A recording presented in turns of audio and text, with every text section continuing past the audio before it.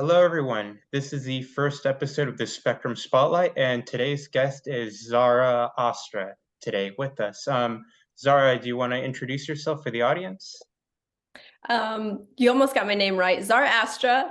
I, Ah, I am a professor at Arizona State University, where I teach the first course in the world on understanding neurodivergent women. I'm a filmmaker. I just completed 2 documentaries on this, and I'm a public speaker on the subject matter as well. excellent. Thank you That's for awesome. having me. Of course, it's an honor to have you here because I saw what studio you work for, and it's the same one I think that got rights to. I can't remember the author's name, but the same author who made Gone Girl to rights to one of her movies. Oh yeah. Scorched Grace. Yeah, yeah. So I was really excited for you because that's really awesome. She's a big deal, big author. It's awesome. So this is she didn't write it. The writer I've been talking to, and she's just amazing. It's a really cool series. Ah, gotcha, gotcha. Um, so all right. So what caught my attention, or rather, I think the thing, yeah, that caught my attention about you was your piece that you wrote for Scientific American and the documentaries you've made. Let's talk first about your piece on Scientific American. So for this episode, I wanted to make the focus on diagnostic challenges for autistic girls and women because it does exist. There's a lot of girls, autistic girls and women that fall through the cracks, don't get diagnosed, and they don't get the interventions they want or need. So let's talk about that. What is a problem autistic girls and women face? Well, let me back up a little bit because the Scientific American issue is, or that article is really what started a lot of the work that I'm doing. Mm, I got an adult autism diagnosis here in my 30s and ADHD diagnosis, which was more shocking than anything.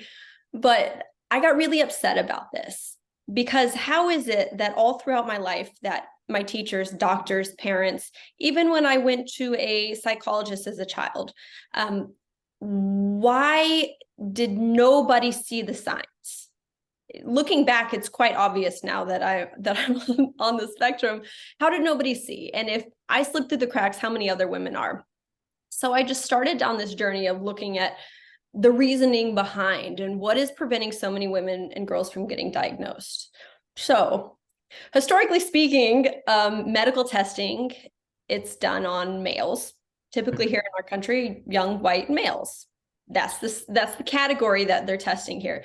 So when things do present differently in females, whether it is mental, neurological, or any other kind of health issue, they don't know what they're looking for, mhm, essentially, because they're looking for how these things present in males. So you have that they don't know what they're looking for, and then you have that girls and women have become very good at masking, mhm, right? So as children, we're taught to just make eye contact, and I'm from the South, so you have a firm handshake and eye contact, and don't say too much and don't say too little, and we're very much conditioned to not be weird, quirky, eccentric, or different. mhm. So those are 2 of the main factors that are leading to women getting undiagnosed. Mm. Yeah, yeah, because I know it does affect autistic girls and women very differently. My sister is on the autism spectrum, and she grew up much differently than I did. I was really reserved growing up. She wasn't really reserved. She started talking very quickly. She Hmm? loved to socialize, but it did affect her. Like she was more sensory sensitive than I was. She, yeah, she's just more sensory sensitive than I was, and but it did very deep, clearly affect her. And yeah, so there is a diagnostic problem that exists, and it's not really being no one's really talking about it. I don't No, see it being talked about that much. no. Well, and we're also basing what we know on autism on what's in the DSM. Hmm. And the listed criteria does not apply to us. So I was like your sister, precocious, young, started talking at 4 months old. And part of the diagnosis for autism is that they're not talking. My son Hmm. didn't talk at all until he was 2, put him in speech therapy. Girls like me and your sister were talking much earlier. So we're not causing a red flag to go off. And we Yeah. are able to train ourselves to make eye contact. That isn't as big of an issue um, that we're seeing with like the young boys. So we're basing everything off of a set of standards that aren't applicable to the entire spectrum. Yeah, no, because it's like what is it? What is a good analogy here? Like a cookie cutter approach, where if you don't fit all these criteria, well, you fall through the cracks and you don't get the interventions you'll need. Um, yeah, it's sad. And would you say that for autistic girls, the problem after getting the diagnosis is like then the next step is like getting the interventions, like making the case for it, because then they might say like, oh, it's not doesn't impact that this individual as much as it impacts a boy, or rather, let me word it a different way, like, oh, like they're verbal, they're academically focused, like what's the problem here? I mean, I think all of that is a huge problem. So we're not a disciplinary problem in schools Hmm. because, as you said, we can be very, you know, we're study oriented and we can focus.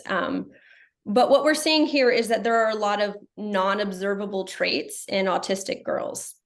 So I can be sitting in a classroom and I look like I'm paying attention. I'm not being loud, so I'm not causing problems for the teacher, so I'm not a red flag. But what they don't see is the internal chaos that we might be experiencing, or the sensory overwhelm that we're feeling because the teacher's perfume is so strong that it's making me sick. I'm getting heart palpitations, or this kid is grinding his teeth and I can hear everything. And so we're not accounting for the sensory issues, or the lights are too bright, right? So we can sit there sometimes, and when I get in these states of overwhelm from sensory overload, I go internal. I internalize it, and I go quiet. And I don't think that's uncommon for autistic girls. So again, not an issue. She's just quiet. She's a good student. She's not causing it. Hmm. But they're not seeing the ways that we're suffering, and they're not accounting for the mental health impact that a lifetime of masking can have on these girls. Oh yeah, yeah, for sure. What was your experience with masking? Just yeah, like do tell if you feel comfortable. Well, I think I was always just kind of openly weird girl.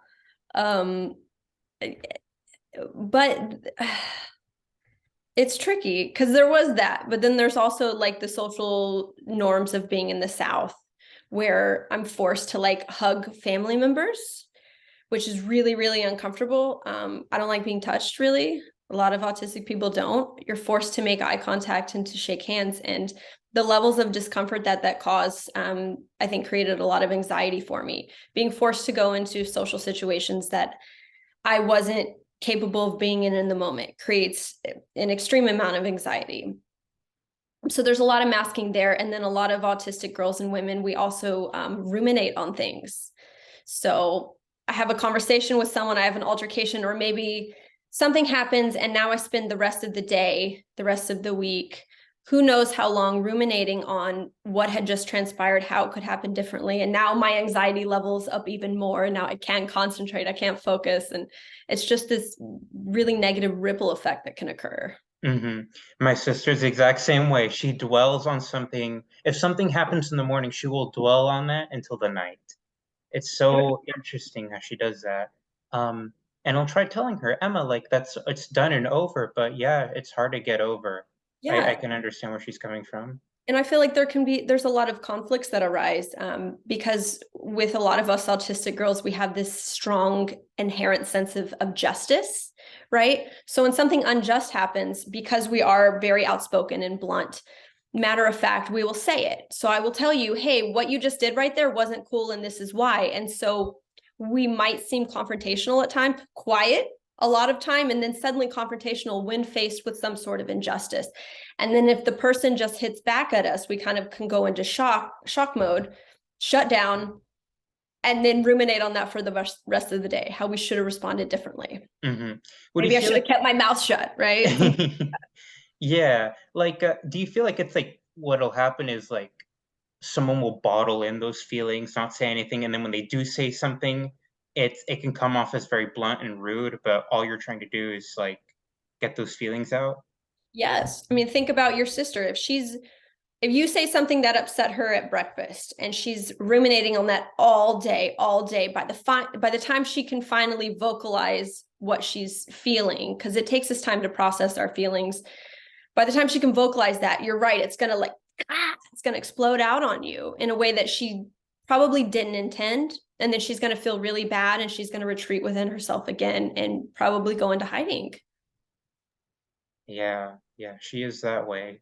She is definitely that way. Um, as for your Scientific American piece, do you feel like it had an impact on this conversation on the diagnostic challenges? I think the Scientific American article had a bigger impact worldwide on the autism community than I ever even dreamed of. I get messages every day from all over the world, parents and women, and just saying, thank you so much for this. I read your article. I think I'm on the spectrum. I think my wife is on the spectrum. I think my daughter's on the spectrum. And the issue is, what do we do now? Where do we go from here? And we do not have the mental health infrastructure in the country and in our world to properly deal with autistic girls and women once they get their diagnosis. Because for me as an adult, it's like, okay, you got your diagnosis, good luck out there. There aren't programs or resources, there's nothing really available in our communities here to support us once we have that.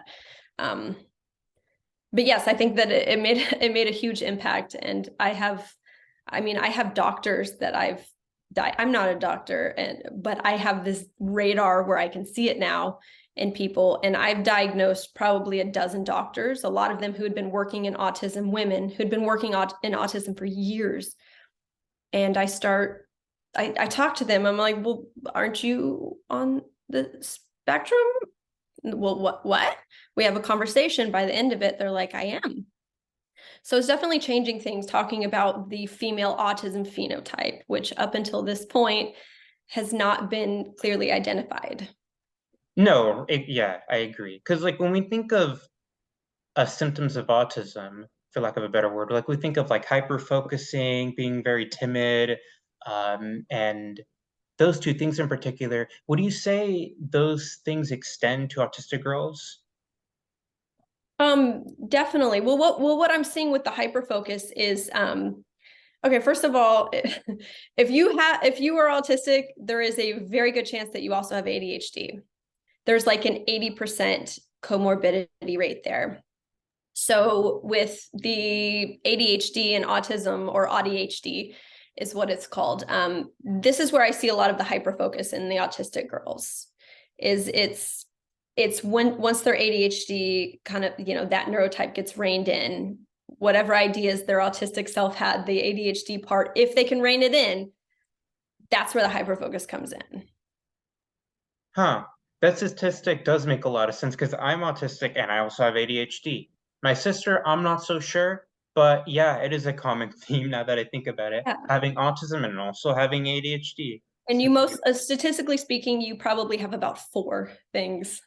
So Yeah, yeah. autism, ADHD, I mean, there's OCD, there's HSP, there's misophonia, there's all kinds of these other traits, but statistically speaking, we have about four each at least. Mm, that makes sense. I think I do have OCD as well because I used to have this thing where, not to get too off topic, but where I only ate dinner. I only ate dinner if I took a shower. And if I didn't take a shower, I didn't want to eat dinner. Now, did that make any sense? No, of course it didn't make any sense, but it was so hard to break out of that. Yeah, well, that's the structure that your autistic self needs, and the patterns that you create in your life and these habits. And we have to do things in a specific order. The old trope is the autistic boy that's lining up his cars in order. Well, that's just one presentation of the ways that we're looking for structure and order in our life. So for you, that's your thing, and that's okay. Yeah, yeah. In your piece, yeah, it has been widely read. I mean, that's how I found out about you. But Mhm. another thing I found very interesting about you and why we were interested in having you here on this series is the two documentaries you've made. You mind talking a little bit about them? Sure. because me and my the director of the films were both autistic with ADHD, the old joke is we couldn't just make one film at once. We had to make two, right? So we made a documentary called Understanding Autism, and we made another called ADHD Wired Differently. Both are in post-production, but essentially we traveled around the world for the last year. We went everywhere. And I think we hit 50 different cities. We interviewed all of the top doctors, neuroscientists, researchers, psychologists, autism advocates, and then actual autistic people and people with ADHD. And we went around and we interviewed all these people. And for somebody who teaches on this and who, my life's work has become this sort of research, I was shocked to discover that in the world of autism, we have so much to do. There's so much we don't know, which was just fascinating. And you have all these doctors, right? And they're telling us who we are. They're telling us you're autistic or you're this or you're that, or get on these meds.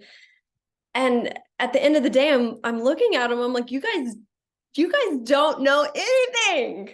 You don't know anything, but I guess doctors don't really want to admit that, do they? When that's No, no, they don't. And you also have they're neurotypical. There's a lot of these neurotypical doctors who are trying to recommend how to treat us and how to deal with us, or put us on therapies that are not beneficial to us, but are beneficial to the world around us. So it's, yeah. Yeah, the cookie cutter approaches to autism are like they think the solution is to like an incentive to behave a certain way as opposed to changing the way you think so you behave so you act more appropriately around others. Exactly. That's the problem with ABA therapy, and I'll come out and say it, and people can fight me on it if they want. But what is ABA therapy doing? It's teaching autistic people that there's something inherently wrong with us that we need to change to make the people around us more comfortable. We're making our classmates and our teacher uncomfortable. We're making our parents, our family members, our friends, we're making people uncomfortable. So we need to change. So we're just going to train these autistic traits out of you. And it's the damage that that's doing to these young people is just heartbreaking, which I don't know. Let's talk about the suicide rate statistics associated with being autistic. How autistic girls are 3 to 4 times more likely to try to commit suicide. Double it if you have ADHD. So yeah, this cookie cutter approach and this trying to train autistic people to be neurotypical is never going to work. No, and my sister and I have both had it before. It did not deliver. It was the same thing every day. My sister even memorized like all the steps as to what her and her ABA person were gonna do. And like as soon as there were one step, my sister would say to her ABA person, "Hey, now it's time for so and so," and then the ABA therapist or whatever you want to call them would be like, "Yeah, you got it, Emma." And yeah, but no, nothing fruitful came out of that. And I get why a lot of people with autism feel a lot of distrust with ABA, especially autistic girls. You don't, yeah, it feels very dehumanizing. Yeah. So, I think that's where the whole beauty of the neurodiversity movement comes in, because it's teaching people that all neurotypes are neurotypes, that we should all be accepted, for whoever we are. Mm-hmm. Mm-hmm. Yeah. So one documentary on autism and one on ADHD. What would you did in either of those documentaries, did you have a part talking about um autistic girls and women and how maybe like why so many fall through the cracks in getting diagnosed? Yeah, so my area of expertise is obviously with the female presentation of these things. So I was brought in, I was a producer on it and also a co-host. So I was talking to a lot of the doctors and the young autistic girls and about their experiences. So that was really my role in it. And I talked to a lot of autistic women who had also gotten diagnosed later on in life, and we all have the same story. We were always different. Everyone always told us she's different, she's special, she's weird, she's not like everyone else. And we were just kind of like pushed in a corner, and no one thought anything else about it. the other issue, which I forgot to bring up, a huge problem here, is that we women, females, we are often given some kind of mood-based disorder diagnosis. So you have anxiety, you're bipolar, you have PMS, PMDD, you have some kind of mood-based disorder, instead of getting an actual autism diagnosis. So Yeah, that's not the most helpful approach. It's like, no. oh, like the medicalization of how you feel is like the solution. And it's like, no, I think what I need is support from my community, not feeling like I get it. Um, a, a common theme with our group, Mentoring Autistic Minds, is that a lot of we'll have married women join, and they'll be in their 30s, 40s, 50s. Oldest person we've had is 50. And she was ironic. It was she ran an ABA agency. She didn't tell us the name, but she ran an ABA agency, and she discovered, oh, I'm autistic. And what made her realize that was the fact that she like masked herself for all those years. She's also did ABA and thought it was really ironic if she had autism herself. And she was also Mhm. told like, hey, I don't really fit. I don't like look at all these autistic boys. I don't act like any of them. Like I don't have the same repetitiveness or like I don't hyper focus as much as them. So I don't have it. But because she viewed it through those lens, she fell through the cracks through all these years. That's super common. And the old saying, like, your vibe attracts your tribe. You have a lot of autistic people that are even married to other autistic people. Neither of them know they are. They're drawn together. You have people like her working in autism for all these years, and a lot of doctors I've come across who don't recognize it in themselves. But why are you drawn to that line of work? Why are you drawn to this partner? Why are you drawn to these friends? Because once we all start getting diagnosed, we see that we're surrounded by people that are like us. Yeah, well said. Well said. Yeah, so many people like that that I've met in this group. Would you say you've met people like that? That are like, Absolutely. I look at my friend group now and I'm like, wow, you. Um, it's interesting too. I interviewed this girl and she was talking about alternative groups in high school. So you're autistic as well. I don't know about you, but I was very much into alternative groups. Um, and I had a conversation with her about it. And I think she had fallen into like the goth category. And she said, oftentimes you have autistic people that are drawn to these groups of outsiders because that's how we feel. And then oftentimes those groups of outsiders, the goth group, the whatever, they're full of other neurodivergent people. We're finding like our community, our home, wherever we can, which is typically on the outskirts of, the regular community. yeah, that is actually a really good point. Do you remember Scene Kids? Oh yeah. Yeah, a lot of scene kids and emos back when I was in middle school, I have a feeling many of them were neurodivergent, in particular autistic. And I think the reason why they were drawn to that is because they liked being an outsider. Like they hyper focused on the thought of being an outsider, and then they became an outsider. I mean, that Yeah, makes perfect sense when you think about like the archetype of that character is you have these kind of quiet kids, keep to themselves, they have their headphones on and they're immersed in the world of music. Why? Because we can understand music, we feel music. That's an easier friend to have than an actual person. On the flip side, you have a lot of girls who are more drawn into like animals, right? Because animals are easier to communicate with and to understand than people. So either way, you have groups of people on the outskirts like trying to fit in where they can and find a sense of community. oh, whoops, I realized I was muted. Yeah, that is true. That is true. And autistic people do try to find community, and they'll find community in those groups, or maybe sometimes it'll be, I mean, a common theme is either with books or with video games, I've Yeah. noticed. Because they'll find other people that are neurodivergent just like them. And the gaming community, I think that's a great point. That's a good example because we don't always want to physically be around people. Oftentimes I like to be alone a lot, but in the gaming community, you can be by yourself, but with others, which kind of for me is like the end goal. I want to be by myself, but with other people. How do we do that? Gaming community figured it out. online communities, they figured it out. You can still socialize, but without the burdens and the overwhelm of sensory issues that come along with physically being in a space with a bunch of people. Yeah, you don't have to deal with looking face to face, and it's just much easier to like break the ice. Breaking the ice is much easier said than done. Um, yeah. So in the two documentaries you've written, or not written, produced, was you say produced? Yes. Yeah. When you were talking to those doctors and they were, did you you went through like the symptoms of autism, right? We went through everything. You went through, I Yes, figured. we went through symptoms of autism. Okay. And did you feel like the doctors you spoke to when they were talking about the symptoms, it was very like boy oriented, like it's like, oh, Absolutely. mm, I'll say one of the doctors, and he is arguably probably one of the biggest autism experts in the world. And by the end of it, he's interviewing me and he's asking me questions about the female symptomology of autism.